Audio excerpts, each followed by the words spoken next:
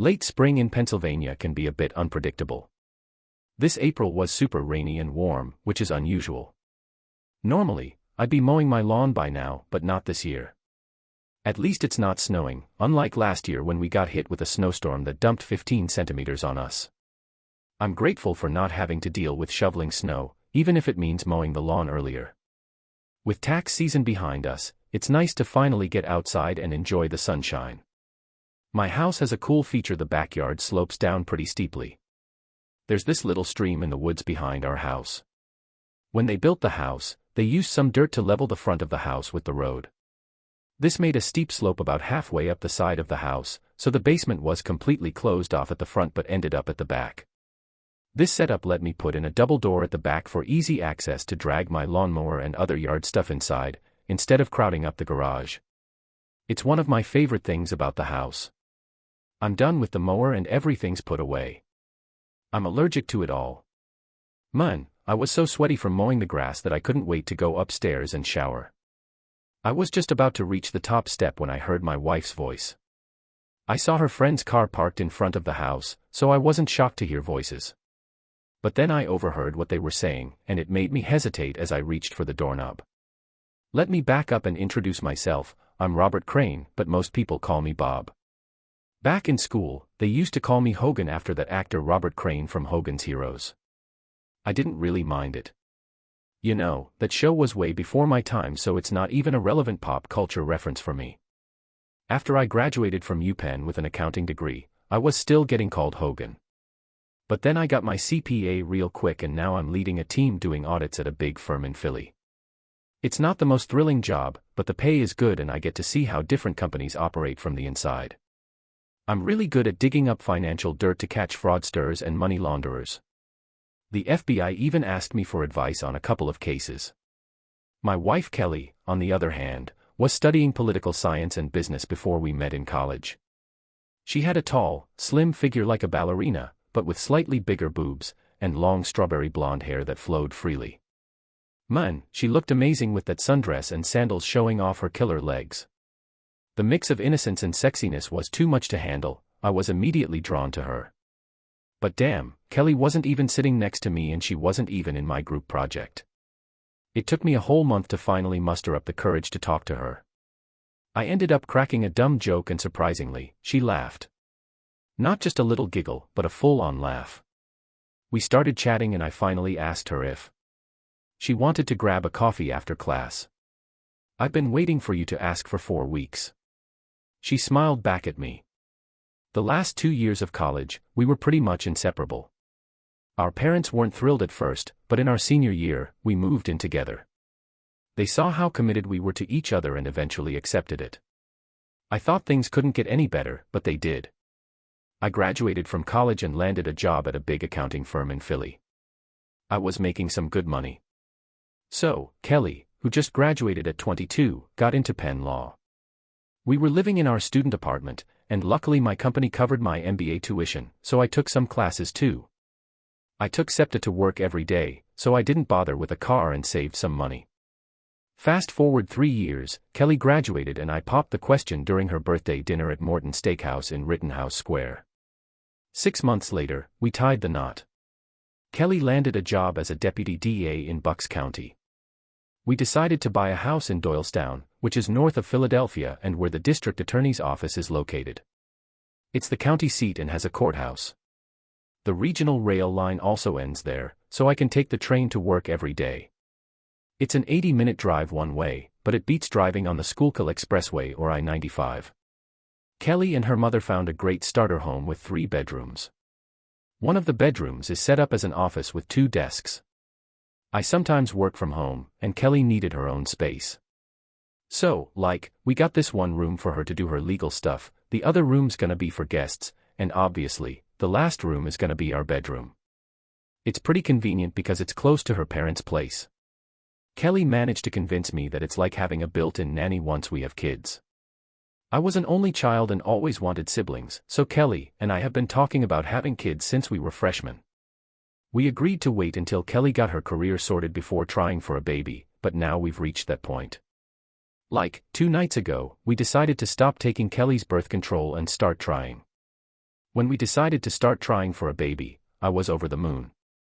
But then I overheard something that made me pause with my hand on the doorknob. Hogan and I agreed it was time for me to get pregnant, Kelly announced with excitement. Her friend Olivia Watkins was thrilled by the news, and both women let out high-pitched squeals that reminded me of whales stranding themselves on the Jersey Shore. As I stood on the stairs, I couldn't help but smile at their enthusiasm, which mirrored my own excitement about becoming a dad. I reached for the pen again. I heard a question that totally killed my vibe. Olivia was like, "This is great, Kel." But then she dropped the bomb, "What about Paul?" I shushed her, trying to keep calm. "Hogan's outside mowing the lawn," I explained. There was a moment of silence, like she was expecting me to pop up out of nowhere, and then she spoke again. "I already told Paul I'm breaking things off. He's cool with it. Once Grossman steps down as senator, he thinks he's got a shot at not getting caught having an affair with me. Having a married coworker is really not cool, it's just that simple." 3 sentences just shattered my world. Paul Evans was Kelly's boss at the DA's office. He was around 40 and a widower after his wife and passed away from breast cancer. Now he's a single dad to their daughter Barbara. Paul was a real political player, and Kelly would tell me about his schemes to climb the political ladder. And now I just realized how my wife had access to all that classified info. Olivia just dropped that bomb on me out of nowhere, saying I've been played. Been dating seriously for 6 months, and now you're just gonna throw it all away. The skeptical tone in her voice made me want to punch Olivia in the face. She used to be a classmate at Penn State, and I knew her before Kelly. I knew Kelly and Olivia were besties now, but I always thought she was still my friend. Guess I was wrong about that. Stop it, Kelly protested, laughing. You're so naughty. Paul may be good in bed, but he was a bit too rough for my liking. I love Hogan, but Paul just used me however he wanted.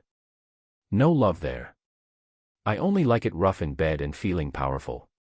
Now that Bob and I are expecting a baby, I don't want to risk anything.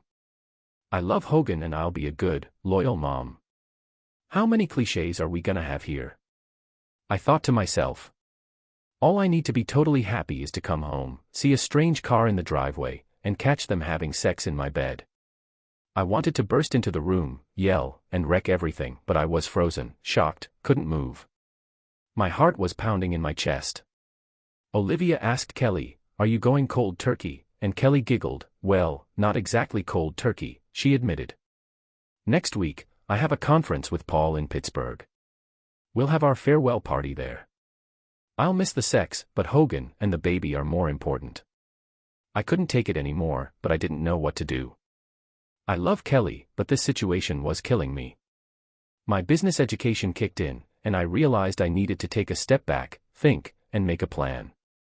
I started stomping up the stairs as if I was climbing stairs, then I opened the door. So, I walked into the kitchen and saw Kelly and Olivia chilling with their cups of tea. I couldn't help but notice a guilty look on Kelly's face. "Sweetie, are you all right?" she asked, looking concerned. It was then that I realized my cheeks were wet with tears. Damn allergies. "It's gonna be a rough spring," I muttered. "Why don't you go upstairs, take a shower, and toss these clothes by the bathroom? I'll wash 'em right away so they don't mess up your closet. I picked up a new pack of Claritin D for you last week, it's in the medicine cabinet." "Thanks, I appreciate it." I made my way towards the stairs, needing some time to think. The next morning was Monday, so I used the excuse of an early meeting to leave the house before Kelly woke up. The night before, I pretended to go to bed early because I was feeling emotional and used my allergies as an excuse. As I sat in the car, I couldn't stop thinking about what I had heard. On one hand, my wife had cheated on me, but it was just a physical thing to stay with me and have my child. Some people might say I should just leave things as they are. Man, I'm glad my wife wants to work things out and be a good wife and mom again, but there's this nagging voice in my head wondering if she'll cheat again in the future. Like, in 10 years when the kids are in school, will she have another affair and leave me with a hefty child support bill? As an accountant and business analyst, I'm all about weighing risks and rewards, but damn, this situation has me feeling stuck. So, basically, my wife totally broke my trust. Using "it was just sex" as an excuse doesn't cut it. The real problem is the lack of respect for your partner. The cheater knows they're doing something wrong and hurting the other person. If they didn't, they would have been open about it from the start. I mean, I would never be okay with her cheating with Paul, but at least if she had talked to me about it. Yo, Kelly's actions really proved to me how much she respects me. I was working, but my mind was also thinking about what she was up to. I had no proof except for what I overheard in a convo. I didn't even notice anything strange over the past 6 months when this affair supposedly went down. Confronting her without solid evidence would be risky with little payoff. Kelly will deny it, and Paul Evans will deny it too. Taking this to court would have been a dumb move financially, since everyone would have just denied everything. Man, that Evans guy in the neighboring counties is shady as hell. I was this close to just getting out of here and starting fresh somewhere else, but our finances are a mess. Kelly can't handle it all on her own, and our house would just drag us down. Selling it right away is our only option, but in this market, it's not looking good. It would totally wreck both of our credit scores, especially since Kelly's a CPA. Not a good look. When trying to find a new job, how can anyone trust you with their money if you can't even manage your own? I needed some evidence before I could take action, and I got it from the last person I would have expected. 3 days later, I was keeping calm but still couldn't find any proof to back up what I had heard. Her personal laptop was clean, no secret email accounts or hidden sexy lingerie in a box at the back of the closet, and no receipts from questionable places. Nothing was going on. Then Kelly rang me at work and told me we were invited to a party at Paul Evans's house on Friday night. I figured it was gonna be his big announcement about running for the US Senate. I had some suspicions but no solid evidence. We got there just in time for the main event. Evans had this huge mansion near Washington Crossing with a little horse farm out back. There was a big tent set up for all the guests, and when we walked in, there he was. Paul Evans himself was at the front of the line greeting guests like he was a king.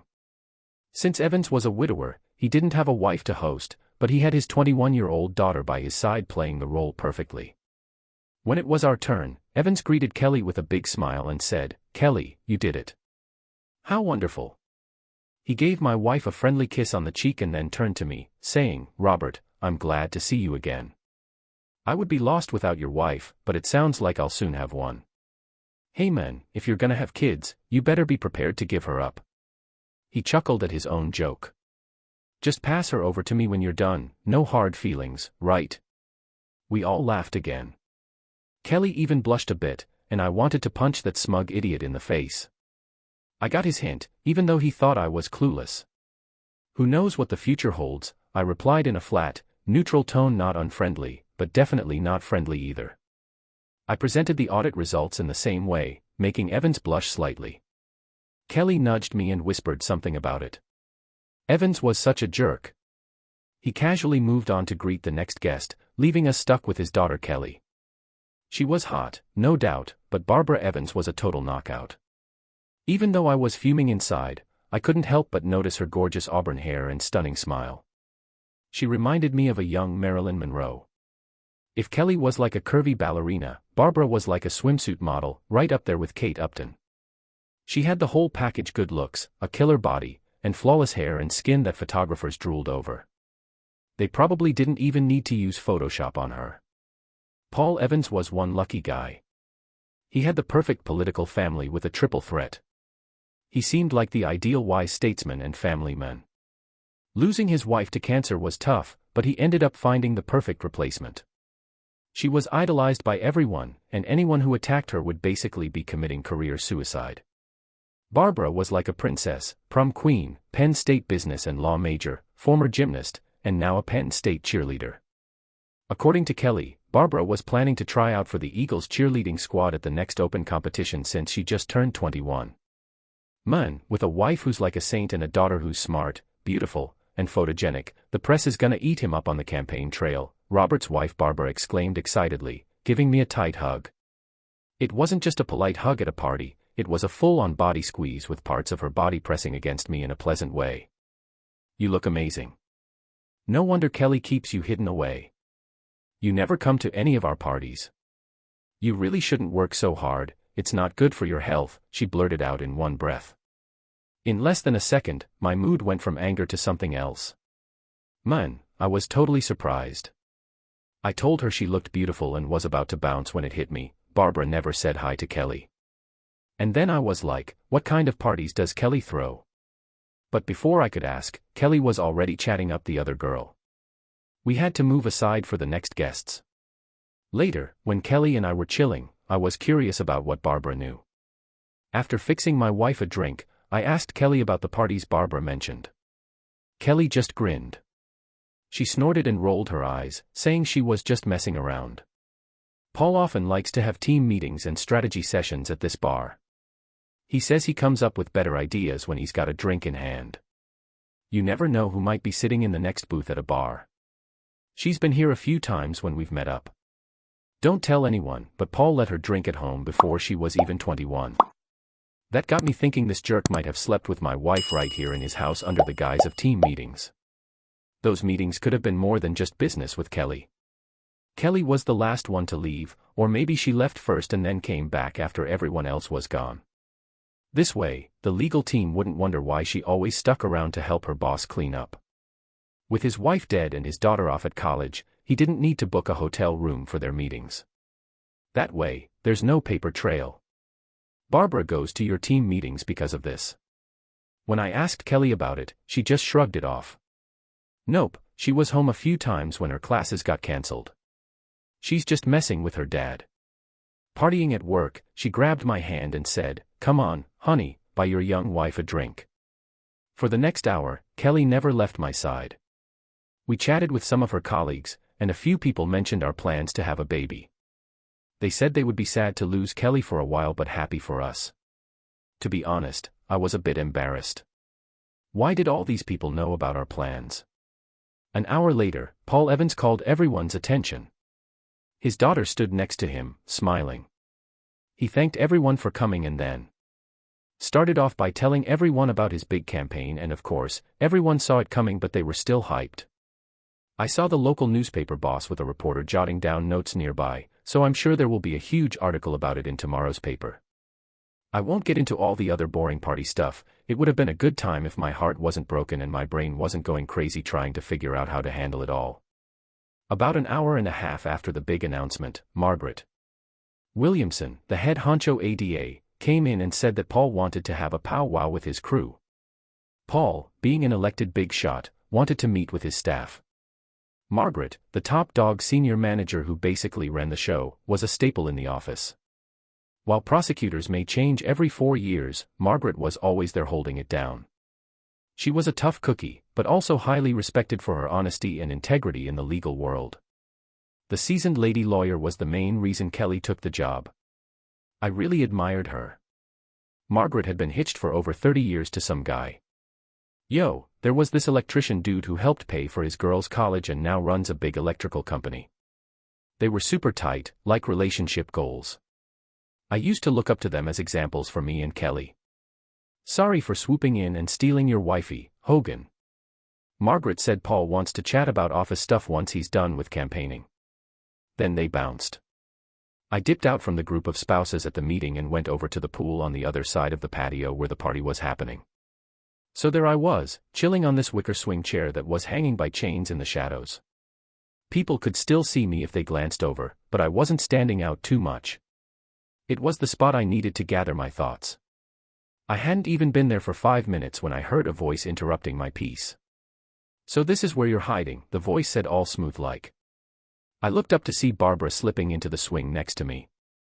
She sat herself down, facing me in her little black dress that hugged her tanned hips. And that's when things got interesting. Her outfit was tight and showed off her figure, but not in a sexy way, more innocent. It made me think about what was going on in her head, almost like a scientific observation. You look like you've got a lot on your plate, she said. I didn't feel like discussing this with my wife's daughter, no matter how attractive she was. We were swamped at work with all these audits. We've got a lot going on, I said, trying to wrap things up. Is that true? Barbara asked. Hey, so I just finished up my last accounting course at uni. We talked a lot about using forensic accounting in law enforcement, which I found pretty interesting. I mean, I was surprised by how cool it can be, even though I was feeling down.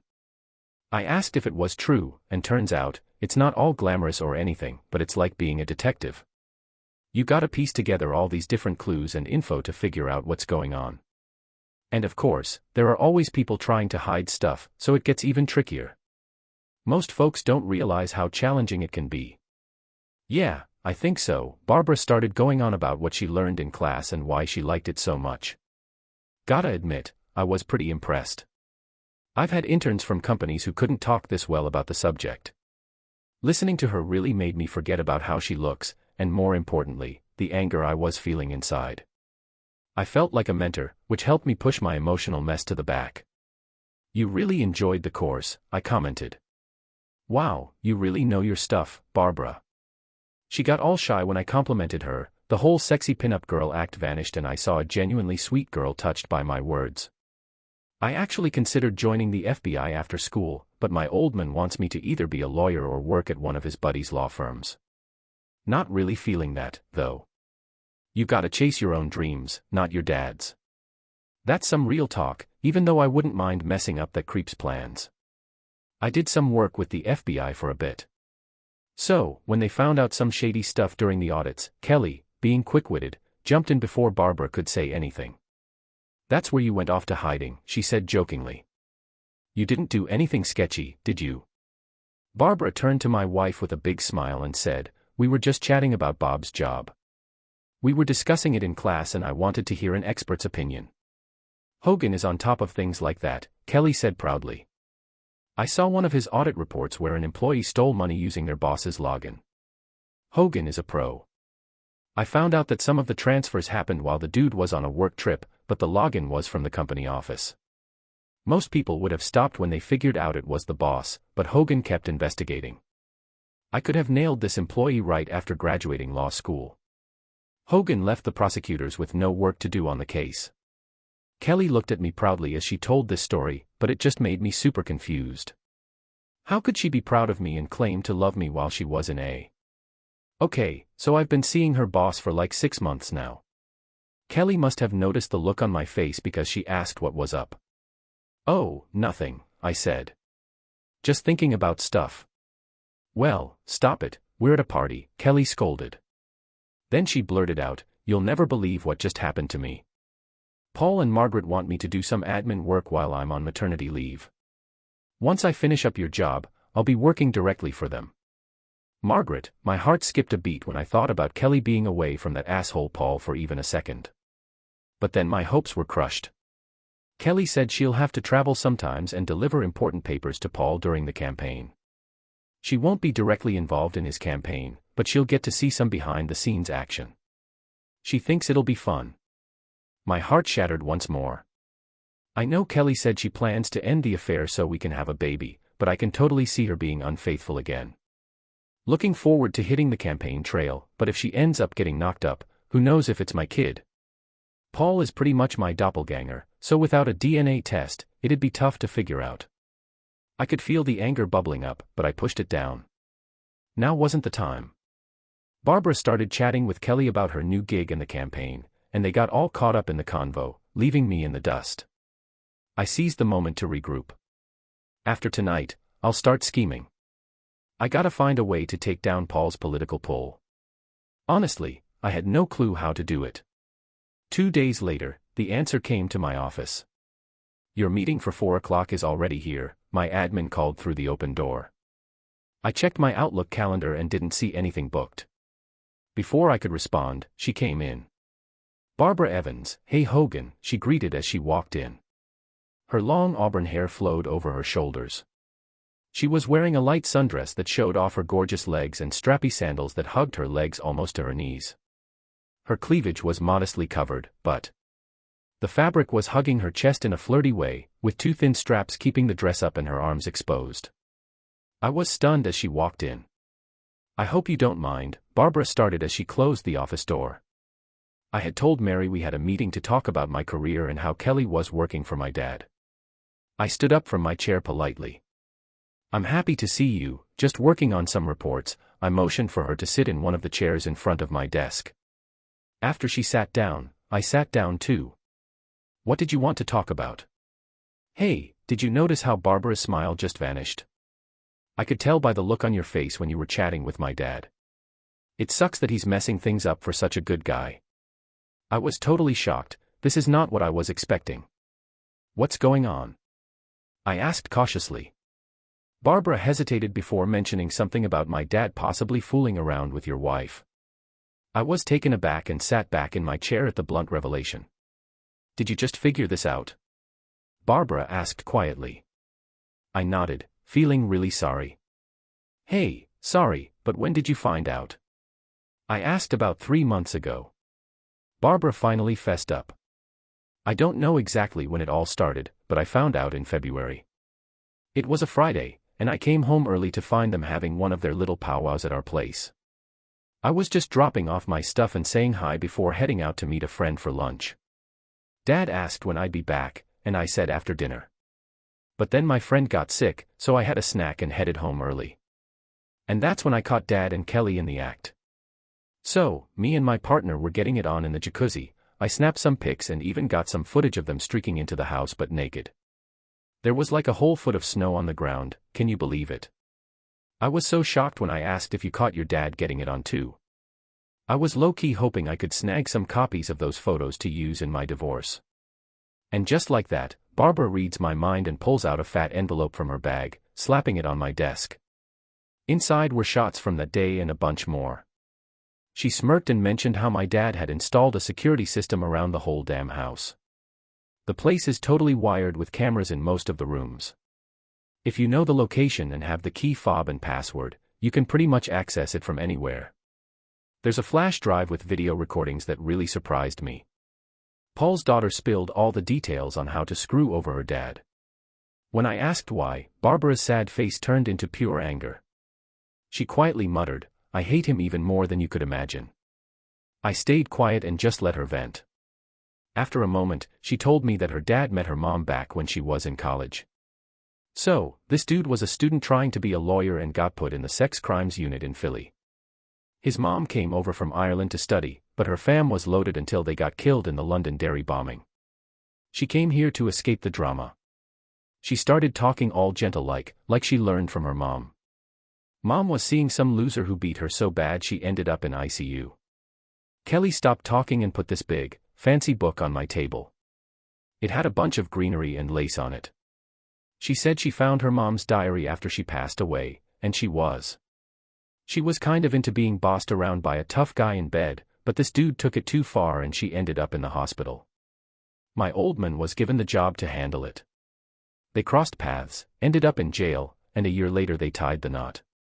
Dad was always reaching for the stars. He snagged himself a sharp, gorgeous lady with a fancy accent, while Mom got a tough guy who'd look out for her. I popped into the picture a few years down the line. Dad wanted me to be a gymnast, thinking a daughter at the Olympics would be a boost for his political career. Can you believe that? Most gymnasts' careers end pretty early, huh? I never really thought about it. Barbara just smiled and said they call it the 3Bs, boobs, butts, and boys. I definitely got the boobs part. One was pushed into cheerleading and being an all-American girl. I didn't really mind, I loved performing. But by the time I was 16, I realized I was just a pawn in my dad's big plans. Mom knew about it all along. She knew Dad was cheating from the start. She begged him to stop, but she was too scared to do anything about it. So, she felt totally stuck in her situation.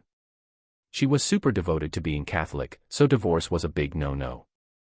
Barbara took a pause, so I gave her a sec to gather her thoughts. Then she was like, I can't help but wonder if her bad reaction to cancer treatment was because she deep down wanted to die or was messing up her own treatment on purpose. Anyway, I was there with her in the hospital when she passed away. The official story is that my dad went to court and somehow got the doctor to change the time of death. But, the truth is he basically pressured the doctor into doing it. So basically, this guy had sex with his assistant at her place to celebrate, and then he showed off his mom like she was a prize. The media ate up the story of how they met. But turns out, this so-called heroic prosecutor actually beat up a woman himself. I saw it happen more than once. Why are you telling me all this? I had to ask because it's just messed up. Hogan, my dad, he's not a good guy. After my mom died, he kept his affairs secret until I went off to college. Then he started having shady meetings at the house, and not just for work. He's a sketchy dude. He goes to meetings for some charity groups he's a part of, and I know for a fact that he's sleeping with 2 other women from those groups. One of the women, who's not well off, actually believes it's true love and is planning to leave her husband. Is Kelly thinking of doing the same thing? I asked. I understood what I heard, but I was still curious. Barbara shook her head no, she thinks it's just for fun. They say power is the ultimate turn-on, and Kelly seems to be living proof of that. I overheard her talking to my dad about some senator they were meeting with. So, what do you think? I was like, hey girl, do you want me to do it? And Barbara just stared me down and was like, I want you to ditch that loser you're married to. I want my dad's reputation to be destroyed so bad that he couldn't even get elected as dog catcher in a town full of cats. I was thinking of putting my stuff out there in the newspapers or even giving it to the other party, but he's got too many connections. I think if we team up, we can make them pay. Do you think it'll be harder for you to graduate? She flipped her red hair and said, nah, my mom left me her stuff. Man, I didn't even touch the inheritance trust fund, but if I needed to, I could totally use it to cover the rest of my MBA tuition and still have some money left over. If your mom had all that cash, why didn't she just take you and leave? She could have gone to Ireland where your dad couldn't find her. Barbara looked uncomfortable when I mentioned it. She was brought up Irish Catholic and was raised to believe that divorce was never an option, no matter how bad things got. My mom held on to her faith until the very end, and that's the only thing that makes me wonder. She didn't mean to die on purpose, it was an accident. They believe suicide is the worst sin. I have to say, I trusted Barbara completely. She told me she wanted to ruin her dad's career, and having that info didn't sit right with his big plans. I didn't think it could be a setup. If Kelly and Paul wanted to take me down, they could do it in court. This secret was just for desperate people like me. A plan started to come together in my mind. I need Barbara's help with some stuff, just to see how committed she is to taking down her father. Okay, I agreed, but I don't want to ruin him by putting out these pictures or even calling him out in the divorce. Barbara looked at me surprised and asked why not. She got all fired up and started to say something, but I cut her off with a raised hand. I never said we wouldn't take him down, but I don't want to deal with the negative publicity of a cheated-on husband in a political scandal. Instead, I want to ruin everything he's worked for his whole life, take away his power and influence, and then we can have a smooth divorce that no one will care about. Barbara stared at me in shock for a minute, then a sneaky smile crossed her face. What do you need from me? She asked. I smirked. I'll do what I do best. Get me his financial papers, personal stuff, and anything for his campaign. They got Capone with tax evasion. After meeting your dad, I'm sure I can dig up something. And if not, she pressed. I smiled. I have another trick up my sleeve. Over the next 3 days, Barbara and I were busy. She put a keystroke recorder on her dad's laptop and home computer, and made a full backup of his hard drive. We set up their security system to send records to a cloud space I knew about that was overseas. As for me, I didn't need to bug Kelly's phone because of Barbara's evidence. I also turned on a GPS tracker meant for parents watching their kids. That's pretty much it. I just relied on cell towers to figure out where I was at, unless I specifically told the GPS to turn on. I didn't want my girl to catch me slippin' at home while I was grindin' at work. I pretended to pull a muscle in my groin the day after Barbara came around, so I had an excuse to not get down with my wife. After finding out about all of Paul's partners, I didn't want to take any more risks than I already did unknowingly. Plus, I knew I couldn't keep my cool without my temper flarin'. Oh, and I scheduled a doc appointment to get checked out.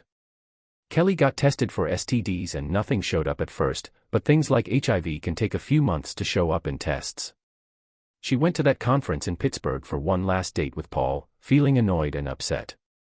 No wonder she was so excited about the trip. The problem was, deep down, I still had feelings for her. I know I'll never be able to trust her again, but that doesn't mean I don't still care about her. However, I couldn't even think about having sex with her after finding out the truth. It was Thursday morning. Kelly had her bag all ready to go, waiting for Paul and the young lawyer from their office who was coming with them to the conference. I wonder if the kid knew he was just there as a cover. I'll be back Sunday afternoon, Kelly said as she walked up to me after dropping her bag by the front door. I was sitting at the table with my back to her, sipping my coffee. She wrapped her arms around me and leaned down so her lips were right next to my ear. "I hope you start feeling better so we can start looking after the baby," she whispered in a soft tone. Yo, when I saw her, it brought back memories of the good old days.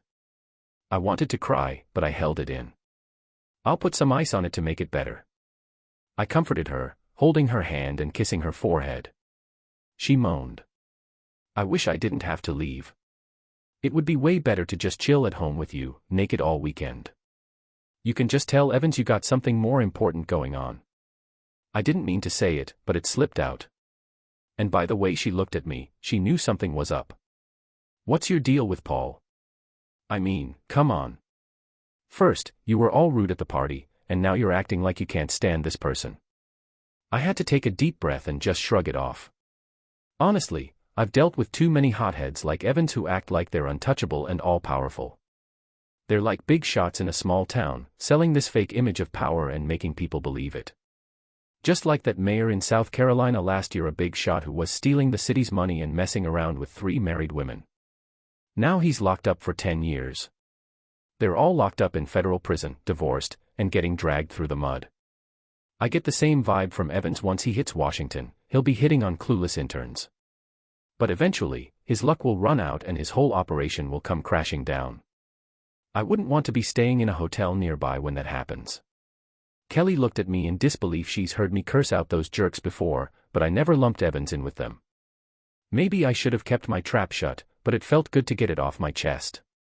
And even though the marriage was, I had to tell Kelly that I still loved her, even though I could never trust her again.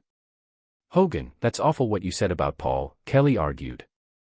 "He's a good guy who's done a lot for the people in this area. He's not like that." I could hear the desperation in her denial.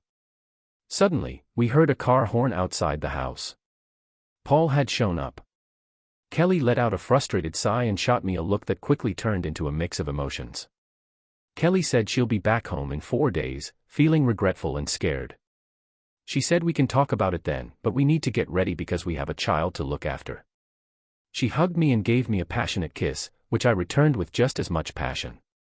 "Have a good week," she whispered. "I love you." "I love you too," I replied. She grabbed her bag, opened the front door, and said goodbye as she left. I closed the door behind her. 30 minutes later, I hopped on a train to the city for an appointment with the FBI that Barbara and I had scheduled.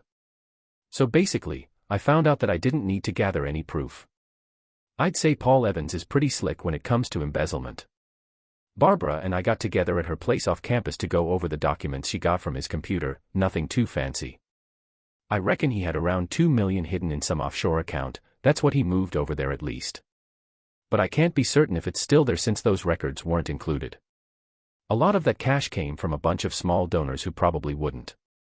Got the IRS all up in arms, wondering why folks from out of town were throwing money at the DA's campaign.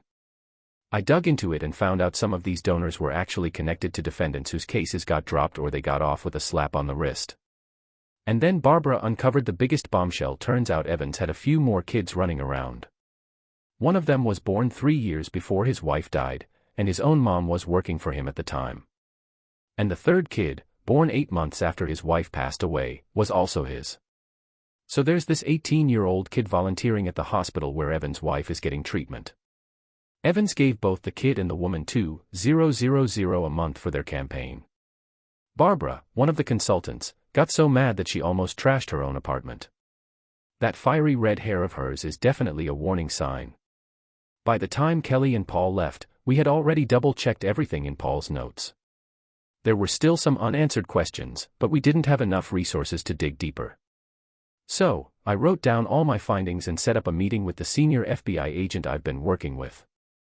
Barbara from the Philadelphia office came by to spill some tea.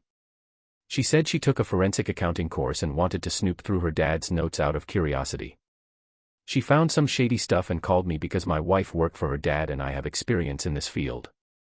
Gary, the seasoned pro, knew something fishy was going on, but we distracted him with a little gift so he wouldn't dig deeper. Turns out there might be a corrupt prosecutor in their own backyard. Ugh, that slimy lawyer who's running for Senate now thinks he's hit the jackpot. We took a cab to Barbara's place cause she had a night class, and I walked to the 30th Street station to catch the train home. I considered packing up and leaving once Kelly got back. Gary said he'd speed up the case and get Evan's documents subpoenaed by Wednesday. It won't be long before news of the investigation spreads. That jerk is gonna realize how fake his power really is. When all the rats jumped off his ship, Kelly gave me a ring while I was on the train heading home. She told me she called early because they were having a big dinner and she wouldn't be back in her room until late. I had a feeling she wasn't planning on staying in her room tonight at all. I tried to brush it off by making some vague comments, saying everything was fine. But she picked up on my distracted tone and asked what was up. I just told her I had a meeting with some FBI agents about something. I'm on the train and the investigation is still ongoing, so I'll be tied up. Sorry, can't spill all the details, but everything I said was legit. Seems like it hit you hard, Kelly said, sounding concerned. This case is gonna be a mess, might even go viral once the whole story comes out. Is it true? Kelly asked, looking a bit curious. Can you give me a hint? I couldn't help but ask. Corrupt politicians, bribes, money laundering, affairs, scandals with kids, any of my pals involved? He looked serious. I've already said too much. If I say more, the feds will shut me down. Ah, come on, you're no fun, Kelly said, pouting. Don't worry, babe, your secret's safe with me. We agreed to stay safe with each other and say our goodbyes. She shut down as soon as I walked into the house. It all just blew my mind. My marriage was officially over. We dated, got married, and spent 10 years together. I never thought I'd be single again, but that's exactly where I found myself. In the end, I just sat on the couch and watched the sunset. I felt like I was watching my life disappear over the horizon. I just sat there and watched, not moving until hours after the sun had set. It was already midday on Saturday when I finally left the house. Man, I was feeling sorry for myself. Can't say I didn't need a break, but I knew I had to make some changes. Funny enough, I was cutting the grass when I saw a fancy BMW convertible pull into my driveway. I stopped the mower and watched Barbara get out of the car. The first thing I noticed was her long, pale legs sticking out from the driver's side. She was wearing those sandals with thin straps that wrapped around her calves, always made me think of the ancient Greeks. As she got out, I saw her toned legs flexing. She was looking strong in that Greek-inspired outfit, wearing a white dress that showed off her upper thighs with a bit of lace at the bottom. The dress was made of a silky material that hugged her curves and was kind of see-through. Her perky boobs were held up by a bikini top that you could see through the dress. Her arms were bare except for some light freckles on her upper arms and shoulders. The dress only covered one shoulder. So, I saw this chick with long red hair, and her eyes and smile were what really got me. When she came up to me, I turned off the car and said hi. She was like, "Wow, you look better than I thought, Barbara." I was half expecting to have to drag you out of a bottle or off a ledge, I chuckled. I was thinking about both options last night. But hey, we gotta do this, I said. It helps me not think about it. Did you talk to a lawyer yet? She asked. I shrugged. Yeah, I did that on Tuesday before everything. Hey, the papers will be good to go by Monday. So, I said yes to auditing a client in Austin and will head out on Tuesday. Usually, I only spend 3 days on these work trips and then finish up remotely, but this time I'll be there for a whole 3 weeks. I shrugged, maybe it's a bit of a cop-out, but I just don't want to be around when all this drama kicks off. Barbara seemed to get it, she knows she'll be in the spotlight as that jerk's daughter. Well, at least you're on the same page. The redhead said to me, I see you're good at this, with that smile again. Now I can make a plan too. Okay, here's my plan, Barbara announced. I'll help you finish your work here, and then you'll come to me. We'll have fun, and you'll even get to see me looking crazy. I have a swimsuit that you'll absolutely love. I tried to cheer up Barbara. I'm still married, I protested, and I don't think I'll be ready for anything for a while. You need to blow off some steam before you explode, you sexy thing. Redhead was like, you know what they say, what's good for the goose is good for the gander. Her look was cheeky and innocent at the same time, I couldn't help but laugh. It was one of those weird coincidences that make you realize truth is stranger than fiction. After finishing up my yard work, we bumped into Olivia. I cleaned up and we went for a late lunch at a fancy restaurant. I wasn't feeling up for revenge sex, but it was nice to get out of the house and hang out with a sweet girl like Barbara. It was actually pretty easy to spend time with her. As I was walking up to the restaurant, I saw Olivia's car parked outside. I almost told Barbara to turn around and find somewhere else, but I didn't. Instead, I did something totally out of character for me. It was a spur-of-the-moment decision. Despite all my careful planning, something just clicked inside me when I saw Olivia's car in the parking lot. I casually hugged the red-haired beauty and took her into the restaurant without hesitation. Once inside, I slipped the owner a tip so he would seat us at a specific table. The table was kind of hidden, but I could see it when I came back from the bathroom. I sat Barbara down facing the other way and then sat next to her. She smiled when I grabbed her hand. Why did she smile? Not that I'm mad about it, I laughed. Remember when I told you how I found out my wife was cheating with her friend Olivia? Well, her car was parked right on the street. Barbara started laughing so hard. I guess I'm the side chick now. I can deal with that, she said as she leaned in and kissed me softly on the lips. We shared a really intense kiss, not just any kiss, but one that suggested there was more to come. It was like a kiss between lovers. Our food arrived, and I had a great time.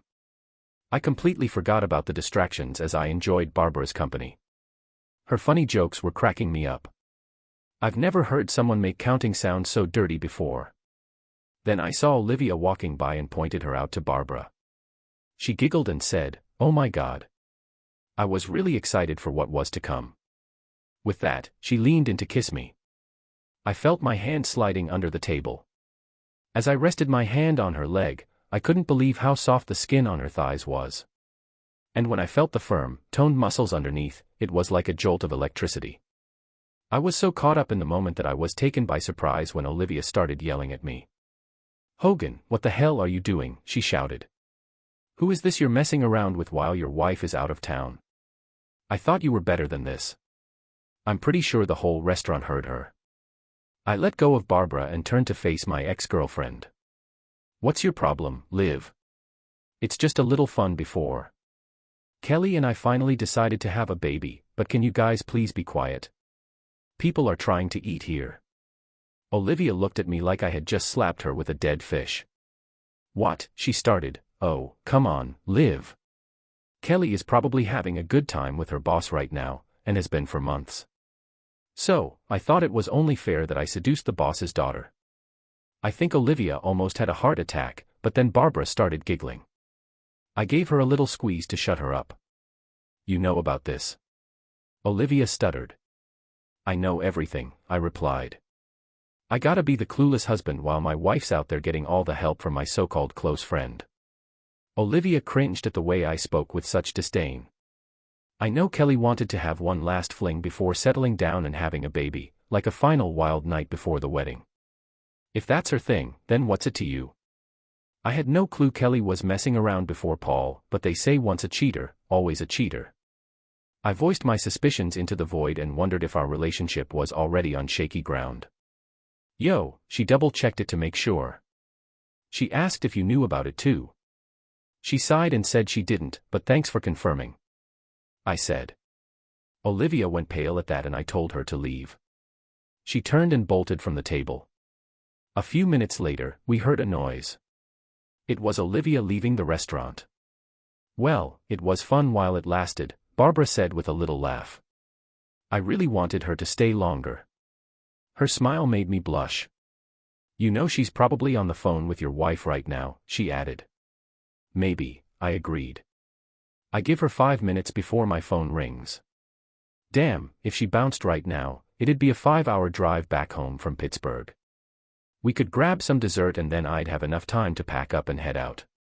"It sucks that I won't get to see you in that bikini like you said you would," Barbara chuckled. "Oh well, I guess we can do it another time." She reached out, grabbed my shirt, and pulled me closer.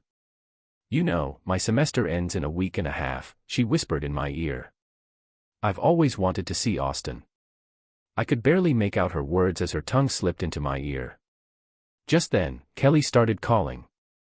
About 10 minutes after Olivia stormed out of the restaurant, I listened to a couple of her voicemails and she was absolutely livid that she thought I cheated on her. It was almost funny to me. After an hour of her blowing up my phone with messages and texts, I decided to block her number. I knew she'd probably just call from a different phone eventually, but she was driving back from Pittsburgh so she couldn't exactly ask to borrow someone's phone on the highway. When I got home, I packed up all my stuff, not just what I needed for my trip to the office in Austin. I had about 4 hours of free time after meeting Olivia, and I was ready to hit the road. Headed back home for what might be the last time after booking a hotel room near Philly Airport. Put most of my stuff in storage until I found a new place to crash. Been chatting with Barbara on the phone a bunch. She was out walking with a friend since her dad was bouncing. Got some angry voicemails from her. Changed my flight to Austin and flew out on Monday morning. Kelly kept calling me from different numbers, crying about how I messed things up for her at Siri and whatnot. Olivia started freaking out and everyone noticed. Then someone wrote a spot-on comment on their blog and referred to Barbara and me as gamers. My comment about Kelly hanging out with Paul got posted too, along with the news that they were together in Pittsburgh last weekend. This caused a lot of drama in the political scene and courthouse in the county for the rest of the week. I stayed away from Philly news for most of the week. It wasn't until Friday that I got a letter filling me in on everything. So, get this, I got a letter from Margaret, the big-shot senior manager at the DA's office in Doylestown. The old lawyer was apologizing for all the drama that went down. She knew Paul was messing around with 2 women, but had no clue about Kelly being in the mix. She even gave me props for getting back at the lawyer by using the law. Margaret spilled that Paul was in the office on Monday, trying to clean up the mess and denying any wrongdoing on his part. What a crazy week at the DA's office, right? Daughter's husband was cheating on her and causing her to rebel, that's the story he was spinning. But then on Tuesday, Kelly got served with divorce papers for cheating. The envelope had pictures, DVDs, and a letter from me. Kelly screamed in horror when she read my letter, and Margaret and a couple others came running into her office. Kelly was in shock, sitting in a chair, and Margaret saw the photos that had fallen out of the envelope. In my letter, I made it clear that I wasn't cheating, but I hoped that she would understand. You know, I finally figured out how I really felt about her and that jerk. I straight up told her I couldn't be tied down to someone I couldn't trust, especially after finding out she cheated before. Things were pretty quiet at the DA's office on Tuesday. The next day, Margaret was meeting with Paul when 4 dudes in suits busted in. Paul got all pissed off and told them they were interrupting, but then one of the guys dropped the bomb that Paul was getting arrested. Margaret said he was totally stunned when they slapped the cuffs on him. So they took him out of the office and just let him walk right out the front door of the courthouse, past the reporters who somehow knew about it. I owe Gary a few beers for this. In her letter, Margaret apologized for how they acted in her office and said to let her know if I needed anything because I didn't deserve that treatment. I'm sure some of her letter was just damage control, but mostly I think Margaret was showing her true moral and professional character. Now all my plans for a quiet day are ruined. My divorce is a mess because of my dumb impulsive stunt with Olivia at that Philly restaurant. The news in Philly caught wind of Paul's arrest and charges after I spilled the beans to Kelly. This story had all the drama, summer flings, sex, betrayal, revenge, and lots of anger. The media ate it up and it spread like wildfire to all the news outlets.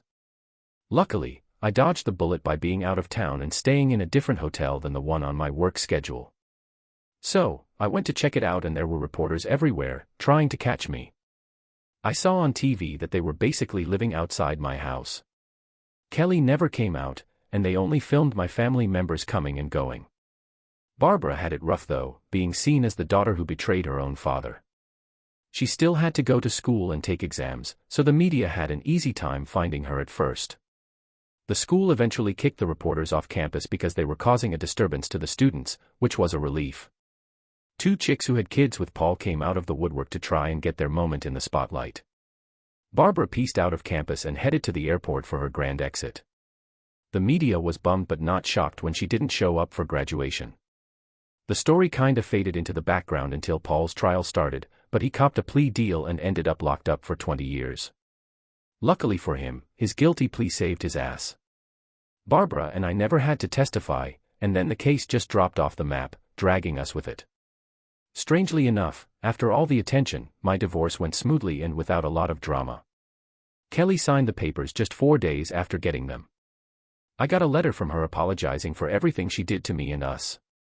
When she came back from Pittsburgh, she was livid and swore she'd never forgive me for betraying her. But then she found out she was the one cheating all along, and it made her realize how hypocritical she had been. She agreed to split things 50-50ths and just asked that we meet up sometime in the future when things calmed down so she could apologize in person. She also said she will always love me and wished me well. Later on, I found out from her mom that she quit her job and moved to the Midwest to live with her aunt. Finding Paul really helped my career in the media. The FBI recognized me for analyzing Paul's tapes, even though I was trying to avoid the media. This made me work even harder in my job in Austin. Guess what? We found not just the thief they were after, but another one that they didn't even know about at the time. My company gave me a promotion and made me the head of the white-collar crime team. And someone decided to call us the Hogan's Heroes, Classic.